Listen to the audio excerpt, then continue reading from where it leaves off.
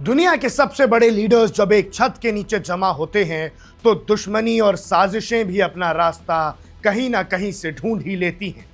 Europe की हसीन वादियों में जहां लेक के किनारे अमन और शांति की बात हो रही है, वहां पीछे एक ऐसी साजिश रची गई जिसे सुनकर आपके होश उड़ जाएंगे, क्योंकि यह साजिश भारतीय प्रधानमंत्री नरेंद्र मोदी जी के खिलाफ फ्रांस में लिखी जा रही थी। चलिए आज के सबसे बड़े सवाल को उठाते हैं।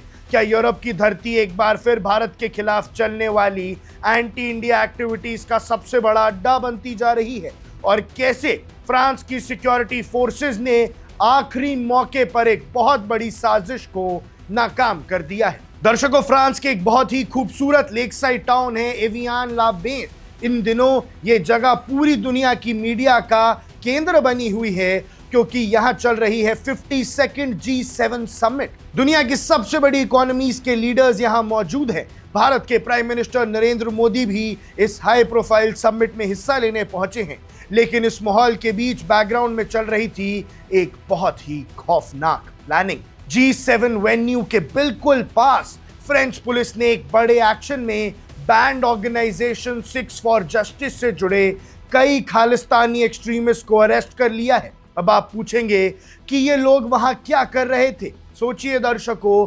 खालिस्तानी G7 जहां हो रहा है वहां से सिर्फ कुछ ही किलोमीटर दूर क्यों थे? जर्नलिज्म के लेंस से अगर आप क्रोनोलॉजी को समझेंगे तो ये कोई आम प्रोटेस्ट नहीं था। ये अरेस्ट उस वक्त हुई है जब prime minister Narendra Modi Canada के नए प्राइम मिनिस्टर मार्क कार्नी के साथ एक बहुत ही अहम बायलैटरल मीटिंग खत्म करके निकलने वाले थे। खबर यह है कि ये एक्सट्रीमिस्ट पीएम मोदी के कैवलकैड यानी उनके काफिले को रोकने, उसमें रुकावट डालने और G7 समिट के इतने बड़े ग्लोबल स्टेज पर भारत को टारगेट करने की तैयारी में थे। लेकिन उनका ये प्लान पूरी तरह से फ्लॉप हो गया। लोकल फ्रेंच अथॉरिटीज और सिक्योरिटी फोर्सेस ने समिट के आसपास का सिक्योरिटी फुटप्रिंट इतना टाइट रखा था कि इन एक्सट्रीमिस्ट को आखिरी मोमेंट पर धर दबोचा गया। इससे पहले कि वो डिप्लोमेटिक मीटिंग्स या पीएम मोदी के रूट को डिसरप्ट कर पाते, वो पकड़े गए। अब यहाँ पर एक बड़ा ग्लोबल कॉन्टेक्स्ट समझना जरूरी है।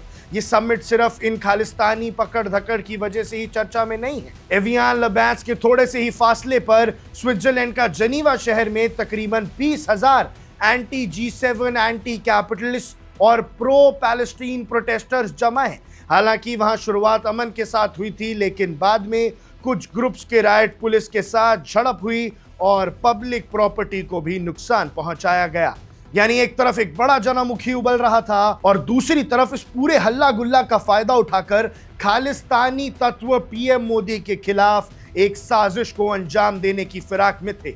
पिछले कुछ समय से हम देख रहे हैं कि वेस्टर्न कंट्रीज में एंटी इंडिया एलिमेंट्स कितने एक्टिव हो गए हैं, लेकिन इस बार फ्रांस ने जो प्रॉम्प्ट एक्शन दिखाया है उसने एक बहुत बड़ा और सटीक मैसेज दे दिया है कि इंटरनेशनल डिप्लोमेसी और स्टेट गेस्ट्स की सिक्योरिटी से कोई समझौता नहीं होगा। लेकिन जरा आप एक बार सोच के देखिए, अगर कोई छोटा मोटा हादसा भी ये खालिस्तानी कॉज कर देते तो दुनिया भर में भारत की कितनी बेइज्जती हो जाती।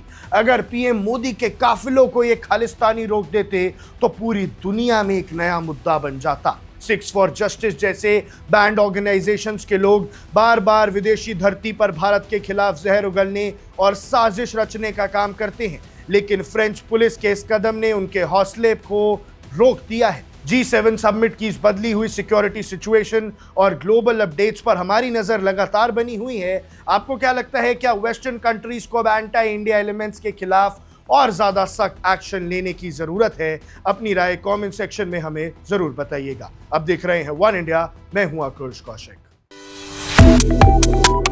Subscribe to One India and never miss an update. Download the One India app now.